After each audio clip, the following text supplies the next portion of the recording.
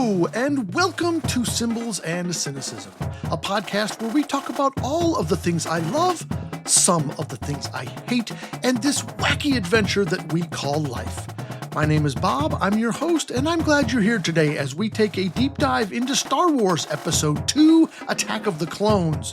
Have something neat with Matt on location in Indianapolis, and sand. Let's get started.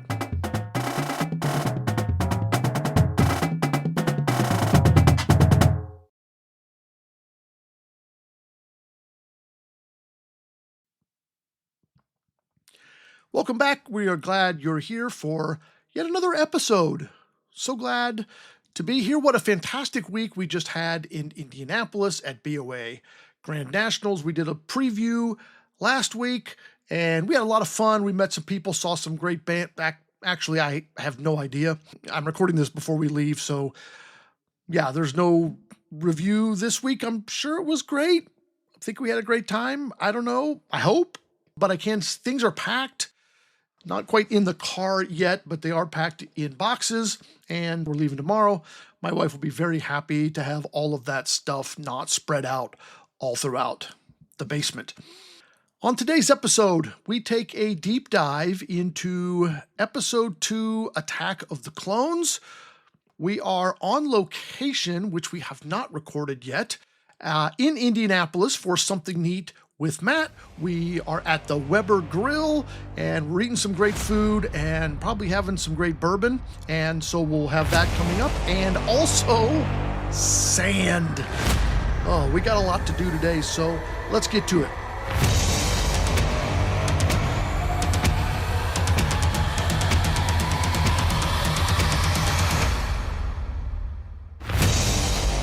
Okay, Episode 2, Star Wars, Attack of the Clones. I have said before, most people have said on this podcast that we've talked about Star Wars, their least favorite movie is Attack of the Clones.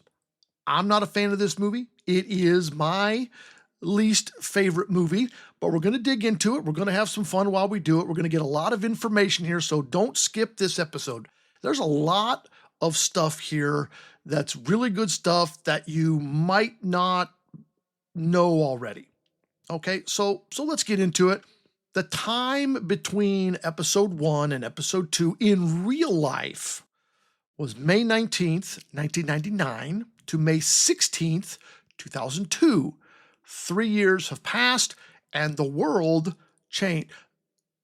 Do you guys remember, are you old enough to remember Y2K? Do you remember Y2K? We survived Y2K between Episode 1 and Episode 2. For those of you who were not alive at the turn of the millennium and are not familiar with Y2K, let me briefly explain. 50 or 60 years ago, when most computer programs were created, back in the 60s, 70s, maybe even the 80s, computer space was short. So in order to save space on computers, they only used a 2-number year. Like 1974, they would just use 74. 82, it saved 2 digits, which for every date you're typing in, saving 2 digits worth of space was a lot of hard disk space. What was discovered partway through the 90s was that when we clicked over from the year 1999 to the year 2000, all of those computers were going to not recognize 99 as the year. They were going to recognize 0 or 00. That was going to be a huge problem because the fear was that when the date changed from 99 to 0, all the computers were going to freak out because their creation date for the computer and of the program would have been in like 92. And the computer thinks, wait, how do we go back in time? And it was really believed that all this software was going to crash. And it wasn't just going to be your home computer. It was going to be massive websites, data collection sites. It was going to be software that controls air traffic controllers, the software that controls the plane itself. It was really believed by a ton of people that this was like the end of the world. Planes were going to fall out of the sky. people were not going to get on planes, if the plane was going to be in the air, over midnight. It was as wild. Tens of thousands, probably millions of dollars were put into people at companies that were rewriting all of their software and updating for the 4-digit year. And lots of people were employed, and that's all they did was like change all the software and input 4-digit years. When you bought a computer at the time in the late 90s, there was like one of the main items was like, here's how much RAM and here's how fast it is. It's so Y2K compatible. That was one of the main selling points of computers in the late 90s. And it sounds silly, but of course I remember sitting on my couch in my living room watching the new year happen in like Japan or China, and like nothing is happening. The world is not ending. We're all going to be okay here, folks. And of course, obviously, we were okay. The world is just fine. So anyway, 3 years have passed. We all survived. Y2K, life went on. On screen between episode 1 and episode 2, 10 years have elapsed. And lots has happened during that 10 years. Most of that, or a lot of it, is talked about in the movie itself, so we'll get into that. One of the big things, and it's in the opening scroll, separatist movement. If you remember episode 1, there was the Trade Federation and they were blockade on Naboo. Well, now they have sort of joined a group called the Separatists, and these are a group of people with the banking clan, with the Techno Union, and some others that have separated from the Galactic Senate. They've said, we're on our own. You guys, they were at odds over a lot of political factors. So the separatist movement is what a lot of this movie is about. The other thing that's happened here is Padme, Queen Amidala, is no longer queen. She's now a senator. She was wildly popular for the events in Phantom Menace, for saving the planet and etc. They wanted her to be queen beyond her normal term. There were term limits for the Naboo royalty, and they wanted to extend that. They wanted to abolish that. Please be our queen longer. She declined. A couple of reasons. She believed that power should be given up and passed on to the next person, as the Naboo people had set up. She also was offered to become a senator from Naboo, and she believed that would give her even a better chance to serve the greater good of her people and of the galaxy in the Senate. At the beginning of this movie, one of the things that is her main political stance is against the creation of an army. One of the things that's being discussed in the Senate is whether there should be one centralized army and whether that would help bring the separatists back. A number of people, including Padme, are against that. She believes that democracy and diplomacy is still the main course of action, not a centralized army. Okay, instead of going thing by thing chronologically through this movie, I want to go sort of by topic. So let's talk about just a bunch of the bad stuff. It's all stuff a lot of people don't like about this movie. It's things that I don't like about this movie. And then we can get on to like some of the good stuff and some of the other things as we wade through this movie. So Padme is probably the smartest person in this movie. And one of the things is there are 4 or 5 times in this movie where she is saying something and somebody, usually a man, just cuts her off, just interrupts her as if she is not even standing there. It happens in Palpatine's office right at the beginning of the movie. She's in the middle of the thought and Palpatine cuts her off. Anakin does it to her on Naboo. She's talking, he interrupts. It's just like this mansplaining, like, well, I'm a man, so I'm more important. I'm just going to talk right over you. By the way, she's right. She's the intelligent one. She's the one that senses and understands people. She's the elected official here, and they just railroad her right out of the conversation multiple times. There are a number of times in this movie where the Jedi are just wrong.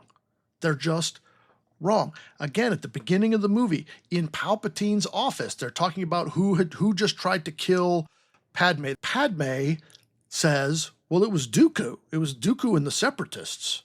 And the Jedi say, well, no, there's no way it could be Dooku. He's a former Jedi. It can't be that. It has to be this other thing. It could not have been him. And as we find out later in the movie, it was Dooku.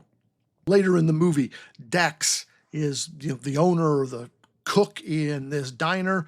Obi-Wan goes to visit to find out some information, and one of the things that Dex tells him is that there's this planet called Kamino, and there's these cloners on Kamino, and that he should go there, etc. Well, so then he goes to look for where this is in the Jedi archives, and it's gone. It's not there. He asks Master Jocasta Nu, who is the Jedi Master or head librarian, hey, I think this thing's here. Oh, well, it can't be there. If it's not in the Jedi archives, it doesn't exist. Well, of course, Kamino does exist. So, there's that. Later in the movie, Dooku and Obi-Wan are having a conversation, and we're going to probably need to get into this later in the podcast, because Dooku spells out everything in pretty solid truth. He says that Qui-Gon was right. He says that Sidious is in charge of the Senate and that Sidious is a Dark Lord. And so he just spells it out for Obi-Wan, and Obi-Wan says, well, that can't be true. None of that can be true. I don't believe you. Well, Dooku was right. By the way, let's get into Dooku. Dooku is played by Christopher Lee. Wonderful actor, wonderful performance, despite some not awesomely written dialogue. But there's a lot of misconceptions about Dooku. So Dooku is his real name. It was a Jedi. He was the master of Qui-Gon Jinn. So when Dooku and Obi-Wan are having a conversation, that's sort of like grandchild in Padawan master terms, because Dooku was Qui-Gon's master, Qui-Gon was Obi-Wan's master, and of course, Qui-Gon is dead. He died 10 years earlier at the end of Phantom Menace. At that point, at the end of Phantom Menace, Dooku is about to leave the Jedi Order, and he was a pretty famous, pretty well thought of Jedi. There is a scene with Obi-Wan when he's in the library waiting on Master Jocasta Nu to come help him find Kamino, where he's staring at a bronze head, a bronze bust. That's Dooku. Dooku was one of what is called the Lost 20. It's the 20 Jedi that walked away from the Order, and Dooku did not become a Sith right away. Dooku was at odds with the Jedi Council. He believed that the ideals of the Jedi were flawed, and he didn't think the Jedi stood for what the Jedi should stand for. Now, we've heard about that Qui-Gon was having the same issue. Now, Qui-Gon, whose life was cut short, had stuck with the Council, but how long would he have? We're not sure, obviously. So Dooku leaves the Jedi Order based on principle.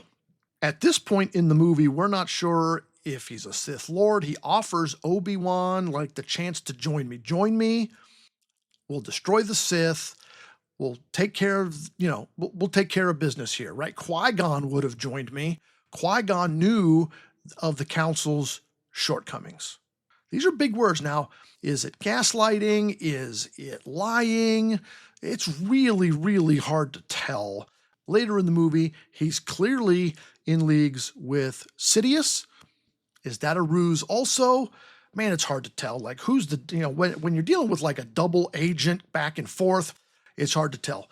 Long story short, Dooku is a former Jedi who left the Order and is now kind of out on his own. He's in league with these separatists. Clearly, he's trying to get them to amass their droid army, put their forces together so that they can go and attack the Republic. That's kind of their end of the plan. But what he tells Obi-Wan here about Sidious being in charge of the Senate, right? 100% true. And Obi-Wan does not believe him. Okay. So Jedi are wrong a lot in this movie. And I don't know, months ago on this podcast, I said, the Jedi miss a lot of stuff and are wrong about a lot of stuff. And we got some feedback like, oh no, the Jedi stand for all that is good, but through these movies, they do miss a lot.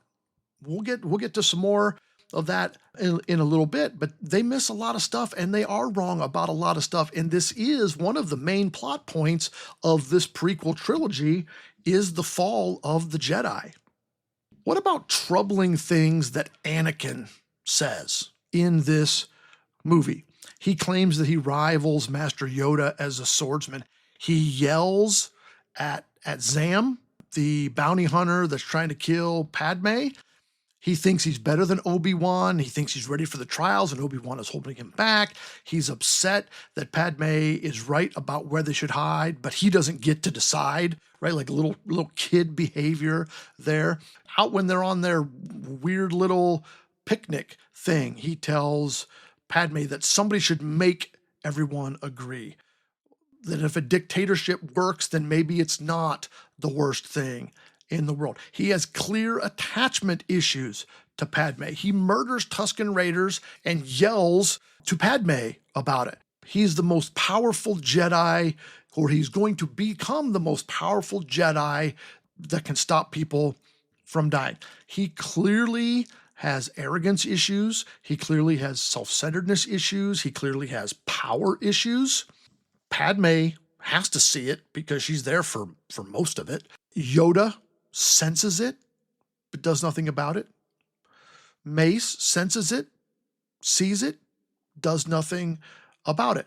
We let all of these red flags that Anakin has sort of well up and just keep and we just keep moving forward.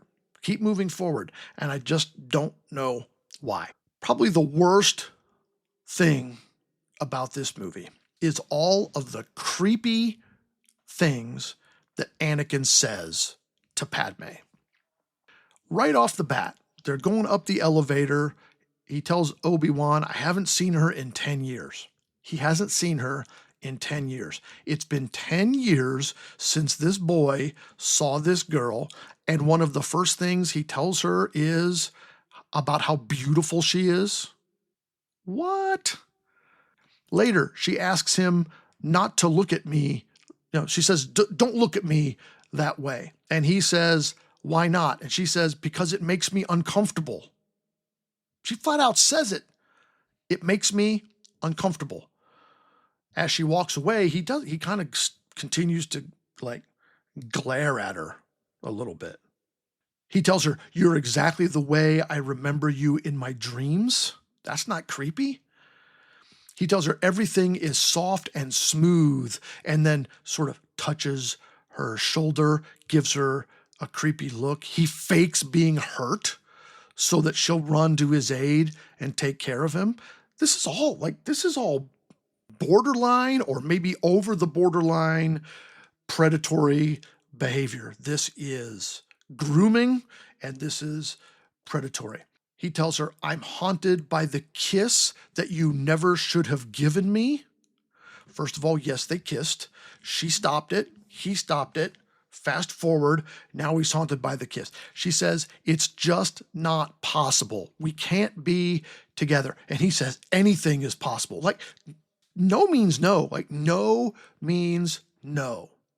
I will not give in to this. She says, well, but what if we did? Like, wait a second.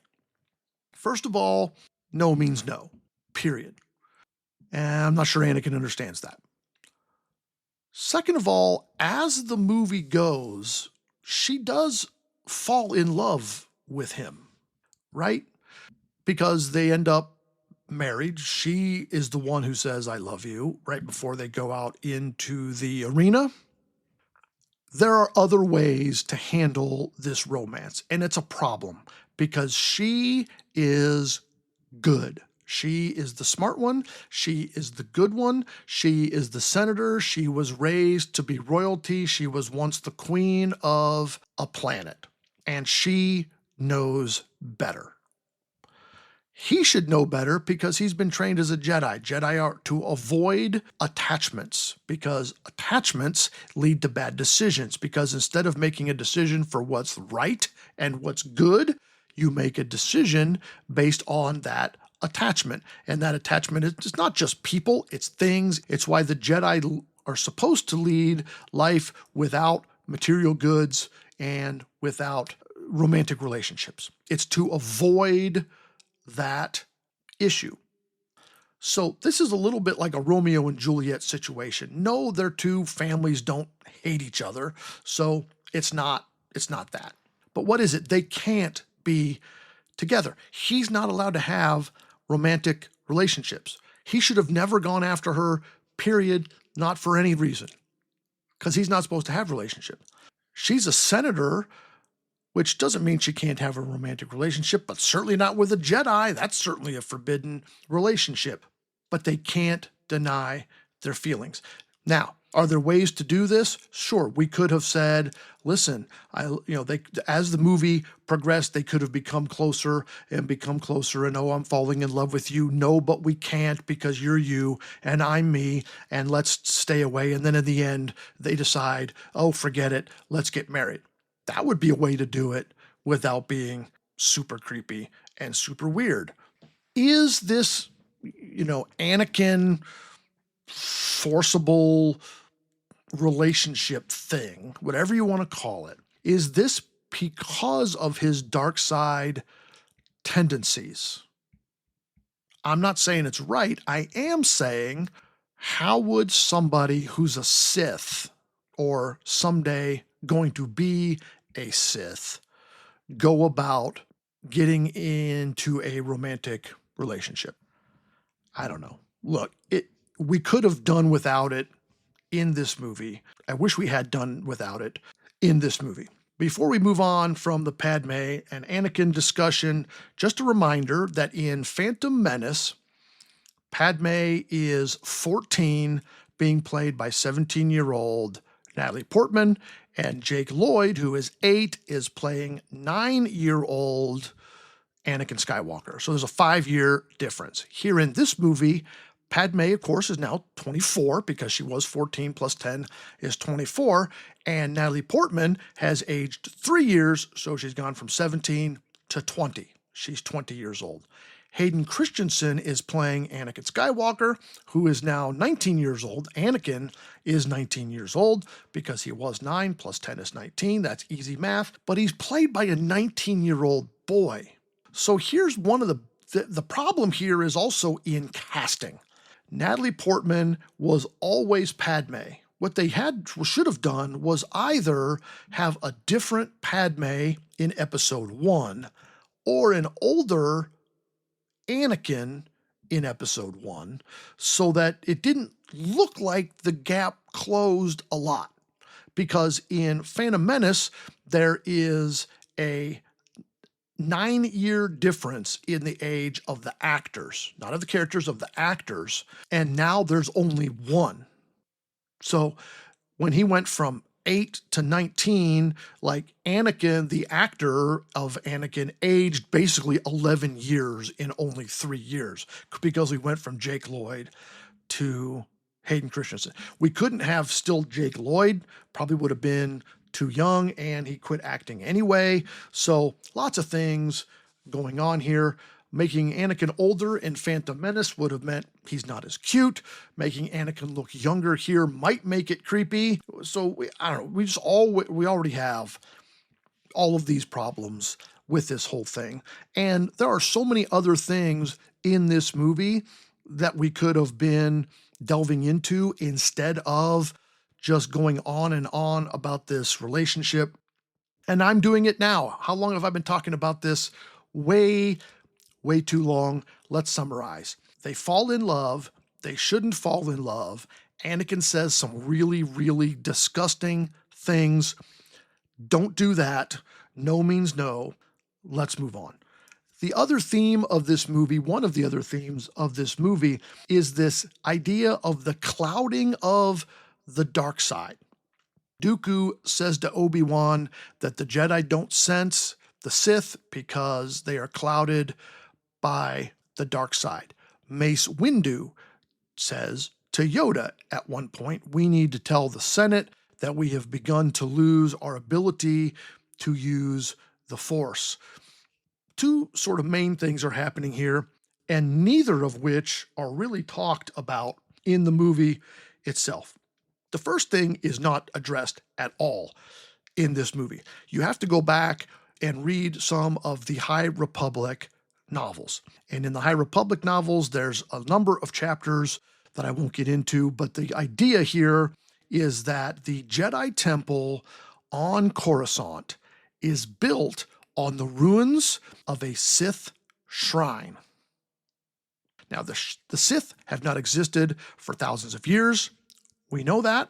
And in the High Republic novels, the temple is already on Coruscant. It's a very ancient shrine. When the Sith were destroyed, this is before the novels, but they do talk a little bit about it in the novels. When the Sith are destroyed, this shrine on Coruscant is one of the main elements of the Sith religion. And the Jedi, in order to contain the dark side energy put off by this shrine, it's a vergence. We've talked about vergences before. They build the temple on top of it so that all of the light energy in it, with the Jedi being trained and having council meetings and so forth and so, will contain the dark energy. This backfires at this point in history because the dark energy starts to get out, and this is clouding the minds of the Jedi on Coruscant specifically. The second thing that's going on here is Darth Sidious is using his dark side power to implant thoughts in the minds of the Jedi. This is one of his very important skills, as Anakin has dreams about his mother dying throughout this movie. That's why he goes and chases down kills the Tuskens and etc., because he's having these dreams, okay, that she's dying, that she's suffering. Those are very likely put there by Sidious. He's trying to get in Anakin's head. He's trying to play on that attachment. This is one of the reasons you go back to Phantom Menace when they say he's too old to begin the training. Jedi are not usually allowed to get to age 8, 9, 10 before they're taken from their parents because you're already attached. They're usually taking as very like babies even, or toddlers, so that most Jedi do not remember their parents, so that you don't get tied up in this family relationship. The Jedi are your family now. So the two ways that the dark side is clouding the minds of the Jedi is partially the energy from the Sith shrine under the Jedi Temple, and also Sidious is doing it. He's on Coruscant too, and he's using some of his power to cloud their minds and make sure that they don't sense all that's going on. Okay, let's talk about some good things from this movie. Not all of that is, I mean, I don't know, that's kind of cool, right, with the Sith shrine and all that, but you didn't know that, maybe. Let's talk about some good things. The action scenes in this movie are really, really great. Some of the lightsaber battles are great. The chase scenes are really great. Do some of them go on a little too long? Yeah, probably. The Kamino scenes, when Obi-Wan goes to Kamino to meet with the cloners, I really like these scenes. I think there's a lot of good lore here. You meet Jango Fett, you meet Boba Fett, who, we know Boba Fett because he's in the original trilogy as one of the bounty hunters there in his dad's armor that he's wearing. But this is Boba's dad. He is Jango Fett. Boba Fett is a clone that was given to Jango Fett as part of his payment.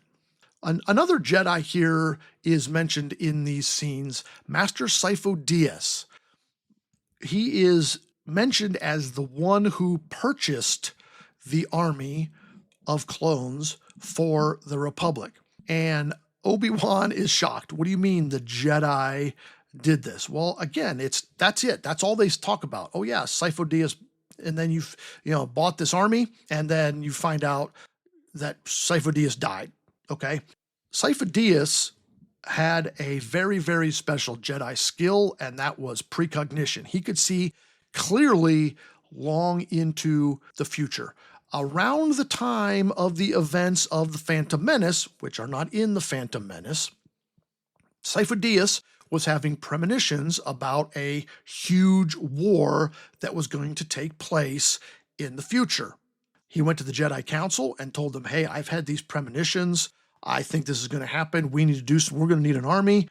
The Jedi Council dismissed that. They said, we're not creating an army. That's against, the Jedi code and what we believe in. We're peacekeepers. We're not the military. Sifo Dyas went off on his own to Kamino and hired the Kaminoans to make this clone army. Now, was Sifo Dyas under the mental influence of Darth Sidious?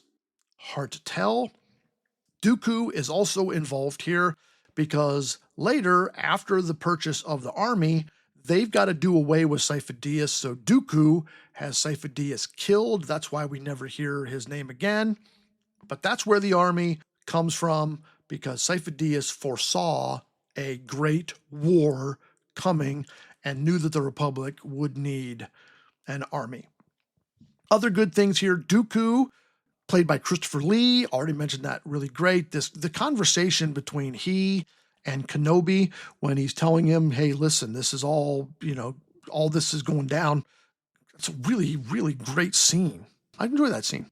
The final battle is great. They're in the arena. The droids show up. Oh, speaking of droids, I put that on the bad list. That scene in the droid factory goes on way too long with C-3PO and R2-D2 and Padme, and just way too long for me. But the battle afterwards is really great. All the Jedi showed up. We got Jedis versus droids. We have Yoda showing up with the clone army. Yoda and Dooku go after it. They have a battle, really great there, before Dooku escapes. So at the end of this movie, all in 1 day's worth of time, Anakin kills the Tuskens, has his fit, and commits murder. Yoda accepts the clone army. He goes to Kamino and picks up the army and says, yep, we'll take them. Where'd they get all the ships? Like, who made the ships, though? Dooku tells Obi-Wan the truth. The first battle of the Clone War begins, and that is the moment when the Jedi accept their new role in the galaxy. They are now generals. They didn't want to do it, but they did it. All in one 24-hour period, we have ended what Obi-Wan will later refer to as the more civilized age. This day signaled the end of that. Ultimately, this movie is the beginning of the end. The Jedi power has diminished, the dark side is clouding their vision, and they were in a no-win scenario from really the very beginning of Phantom Menace, but really in this movie especially. They are stuck between the dogma of their code, the way things they believe for thousands of years are supposed to be. We're not supposed to be involved in politics. We're not supposed to be involved in wars, and what they believe to be the right thing at the time. And no one seems to let the Force guide them. No one takes Qui-Gon's advice and let the Force present another alternative. They don't want to take over the Senate to set things right because they don't want to be involved in politics, but they also know they can't stand idly by and do absolutely nothing. Throughout the whole movie, let's go to the Senate. Let's not. We should take over. We should not. We should tell. We should not. Right. They don't really know what they're supposed to do. They're caught between the proverbial rock and a hard place. And eventually, the only thing that they can do, because the separatists, the droids, they are in trouble. They have to go get the clones. They have to make the army. They have to go to war. They have to take down Dooku, or at least try to take down Dooku. There's no way out. They don't see another solution. And that's how we get the war. That's how the war begins, is when good people basically did nothing for way too long. Now, why does all this really happen? Because it has to. Why are we allowing Anakin and Padme to have this relationship? Well, because there has to be the birth of the twins to be Luke and Leia later. Why do we not get Anakin some mental health care to take care of his dreams and his anger and his fear issues? Well, because he has to fall to the dark side, because there has to be a Darth Vader. Why did we make a clone army? Well, because someday there have to be stormtroopers, right? So much of this movie, things happen in this movie because they have to happen, because we know the end. Does it happen as smoothly as we'd like? No, not really, but I guess it is what it is. There is some great symbolism also in this movie. I love, as you watch the movie, to watch the Coruscant sky. At the beginning of the movie, when they're flying into Coruscant for the first time, the whole city is sort of cloudy or foggy. You can't see the bottom of the city. You just can't sort of see the tops of the things, right? Because the truth is cloudy. Truth is murky. By the end of the movie, the sky is clear, but it's red. It's a red sky. In Star Wars, red almost always means evil, and in this case, the red sky signals the beginning of the Clone War. So that's really cool. There are a lot of high ground, low ground references here, where the Jedi Temple sits above the Senate, where Obi-Wan is when he's in that prison, sort of spinning a rotisserie chicken kind of thing. He is above Dooku. There's a couple of times where it's high ground, low ground references, which is going to become, a bigger deal later in the next movie. One reference you might want to go back to if you're interested, if you have not watched, it's on Disney Plus. It's the Tales of the Jedi. Go watch the Dooku episode. If you're interested in how and why did Dooku fall, there is some really great background story in there. Dooku ones are specifically really cool when you bounce them off of this story, because Dooku starts as, at the beginning of that sequence, he's a Jedi, and he and Qui-Gon Jinn are on a mission. And then we kind of see him go through the whole process of not believing in the Jedi ways anymore, or the way the Jedi have become. And then he goes all the way through, by the end, he has left the order. Let's discuss the arithmetic of this movie, the pluses, the minuses. Overall, what do we come up with? In my opinion, the underneath plot is actually quite brilliant. The fall of the Jedi, the rise of the Sith, the way things are taking place underneath the surface. I wish they had spent more time on that. I'm not sure the top plots are good enough to overshadow that underneath plot. We spend way too much time with whatever that relationship with Padme and Anakin are. In my opinion, we spend way too much time on that. This movie gets better in the big picture of having watched animated Clone Wars and having read some of the High Republic books and other media like Tales of the Jedi. If you just watch this movie, you're going to go, this movie's terrible. If you take it inside the big picture, I think it gets better. But look, if a movie needs that much perspective to make it good, then it's probably not a very good movie.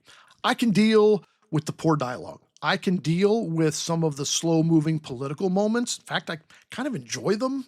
Gives you some of the behind the scenes, like this is how wars begin. Wars begin through diplomacy, breaking apart, falling down, and then we get a war. This is not a great movie. But again, Star Wars is like pizza. Even bad pizza is still better than most other foods, and this is still better than most other movies. So while it is my least favorite of the Star Wars movies, it is better for having known all of the rest of the lore that surrounds it.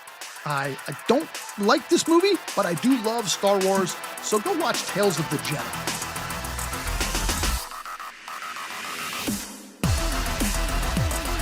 That's it! No. Green, find your happy place. Ah!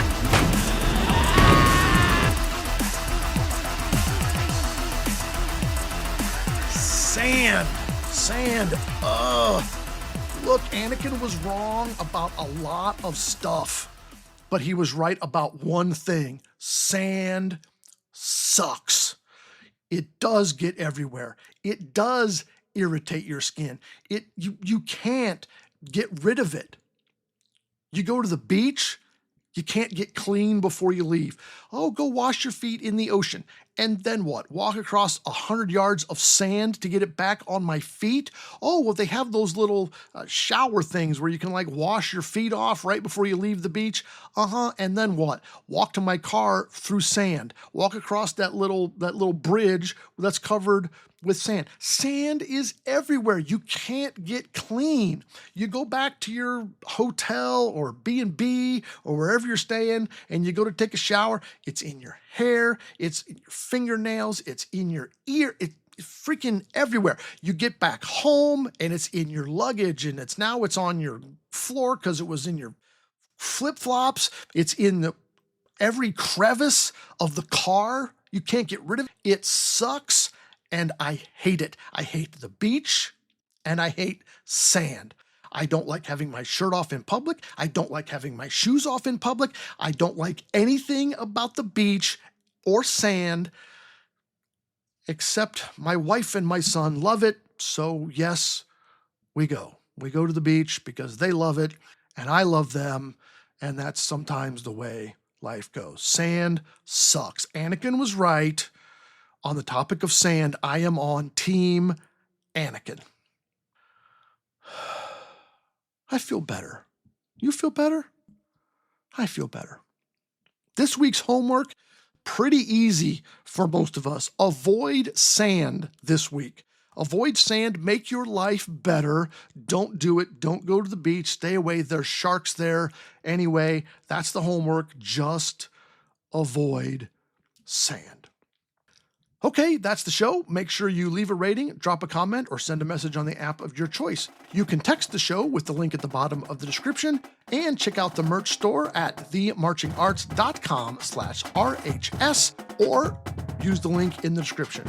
We hope you'll join us next time for our Thanksgiving special with all of our favorites from the world of Thanksgiving food, Thanksgiving sides, traditions, and parades. Thank you for joining me today. The theme music is Diddle Gawk, written by me in 2022, copyright RHS Music. Show logo is designed by John Suh. The show is produced by my sister, Kathy. I hope you'll join us next time for more reflections and rantings on symbols and cynicism.